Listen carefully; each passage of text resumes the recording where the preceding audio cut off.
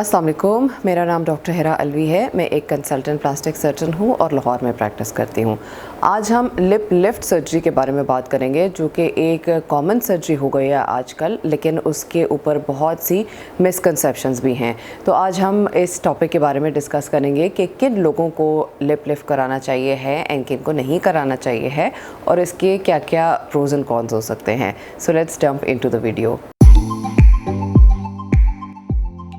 Lip lift surgery एक ऐसा procedure है जिसमें अपर लिप और नोज़ के बीच का डिस्टेंस कम किया जाता है, जो कि due to a lot of factors, specifically ageing के साथ लंबा हो जाता है या ज़्यादा हो जाता है। एंड उसकी वजह से लोग कहते हैं कि जब हम स्माइल करते हैं तो हमें अपनी स्माइल पसंद नहीं आती है एंड वो यूथफुल लुक ख़त्म हो गई है।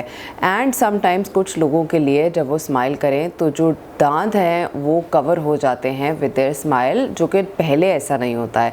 जिससे कि जब हम यंगर थे तो हमारे पूरे दांत नज़र आते थे when we used to smile, but now when we do तो वो बहुत सा पोर्शन लिप के साथ कवर हो जाता है। So why does this matter? जब हम एज करते हैं तो हमारे लिप्स थिनर हो जाते हैं एंड लेस फुलर हो जाते हैं and they start covering the upper teeth. उसकी वजह से बहुत से लोगों को यही लगता है कि हमारी एक जो वाइब्रेंट लुक थी, एक यूथफुल लुक थी, वो ख़त्म हो गई है।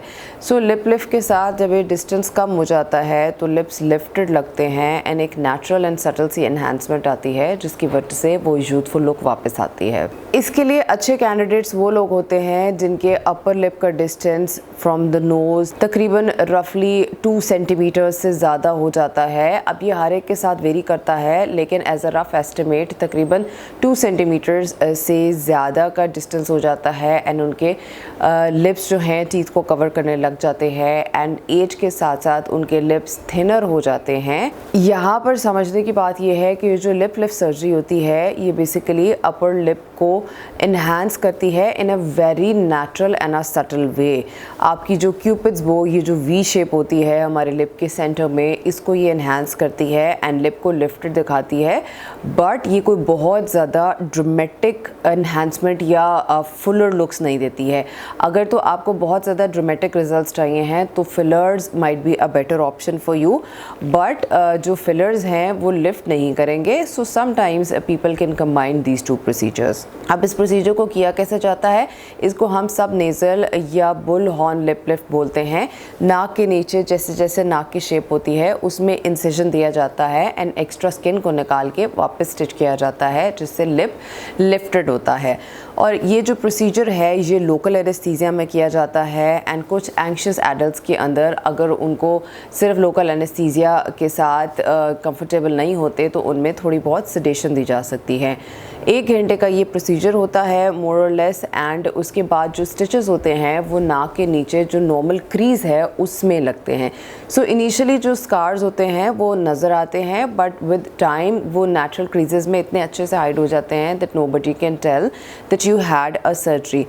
Unless you have a tendency of hypertrophic scarring और keloid formation, या आपके बहुत poor scars बनते हैं, generally if you choose a good plastic surgeon तो आपके scars बहुत अच्छे बनते हैं and बहुत अच्छे hide होते हैं। So the people who think कि plastic surgery में scar नहीं आता है, तो scar definitely होता है। वो सिर्फ natural creases के अंदर इतने अच्छे से hide किया जाता है कि वो इतना visible नहीं रहता है। So keeping this in mind कि ये scar आपका हमेशा रहेगा, but with time ये बहुत ही natural हो जाएगा and nobody would be able to see it.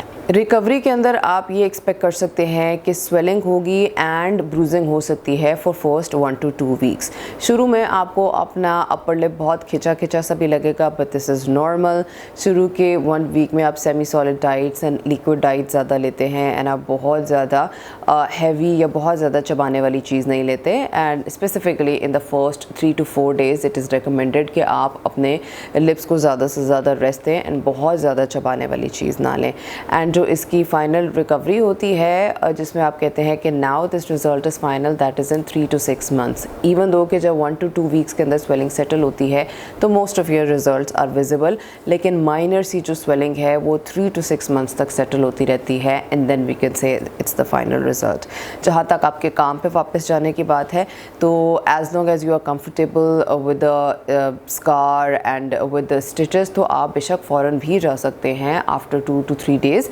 Back to your work. अगर आप कंफर्टेबल नहीं हैं तो आप मास्क यूज़ कर सकते हैं, because in post Covid era everybody so comfortable seeing people in the mask, तो आप वो ईजिली पहन के जा सकते हैं।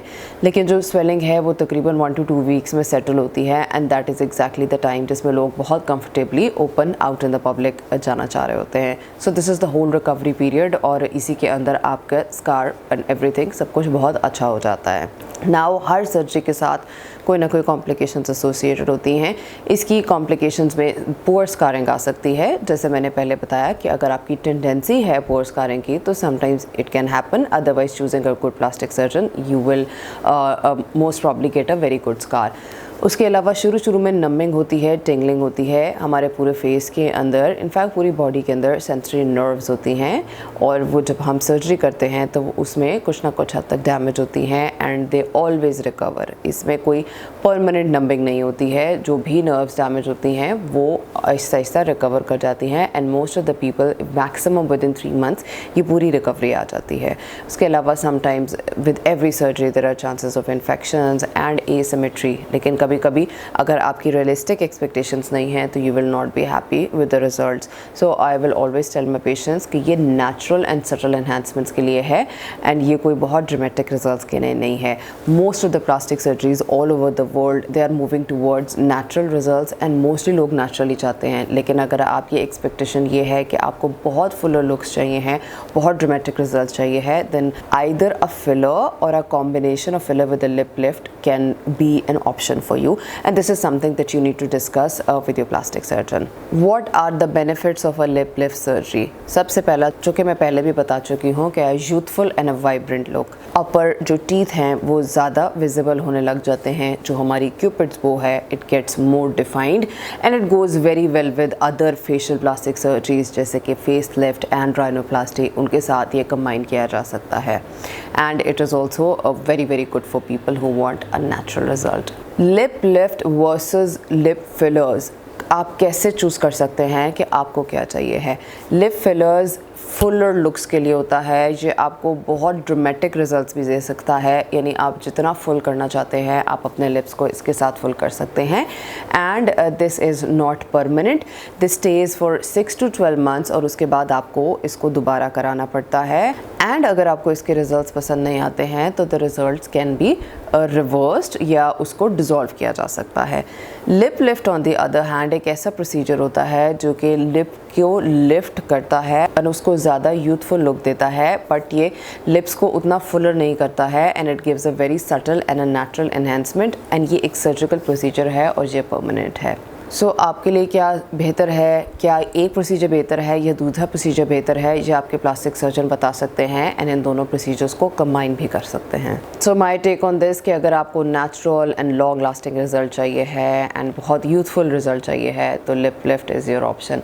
अगर आपको फुलर लिप्स चाहिए हैं then lip fillers can be better for you. So this is it for the video. आपके कोई कॉमेंट्स एंड सजेशंस हैं, do comment down below, I will try to answer all of you guys.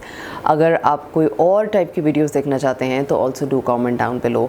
मुझसे appointment चाहिए है तो my contact details are given in the description. Thank you so much for watching. अल्लाह हाफिज़।